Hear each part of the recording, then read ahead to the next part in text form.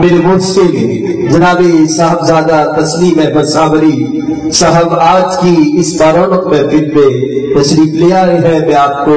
خوش آمدید کہتا ہوں۔ اللہ رب العزت ہم سب کو سید عالم صلی اللہ علیہ وسلم کے ذکر سے اپنے قلوب و اذہان کو منور کرنے کی توفیق عطا فرمائے۔ رجل شاہ آپ کی سماعتوں کی نظر اور اپنے آواز سے اگلے صنافہ کو پیش کرنے جا رہا ہوں کہ یا رب نظروں کو آج ایسی بینائی دے، یا رب نظروں کو آج ایسی بینائی دے، جدھر دیکھوں مجھے مدینہ دکھائی دے،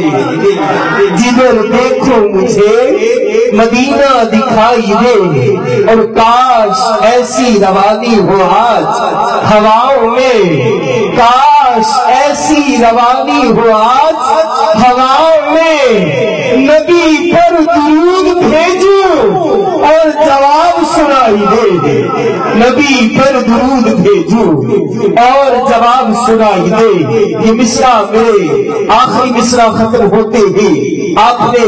اپنی تمنا اور آرزو کا اظہار کرنا ہے کہ وہ عرش کا چاند ہے، میں ان کے قدموں کی دھول ہوں، وہ عرش کا چاند ہے، میں ان کے قدموں کی دھول ہوں، اے